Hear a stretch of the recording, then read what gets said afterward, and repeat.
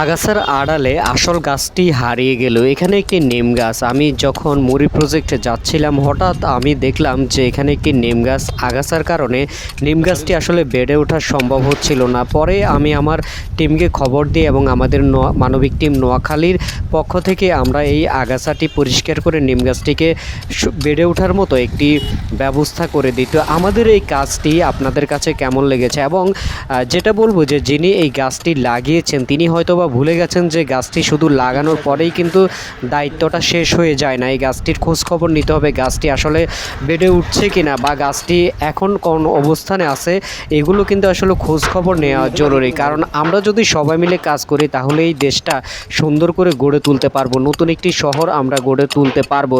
তো আমাদের এই কাজটি যদি আপনার কাছে মানবিক মনে হয় এবং আপনার কাছে যদি ভালো মনে হয় তাহলে আমরা আপনার কাছে বেশি কিছু চাই না, শুধুমাত্র একটি শেয়ার চাই। কারণ আপনার শেয়ারে অনেকেই এই কাজগুলো দেখবে।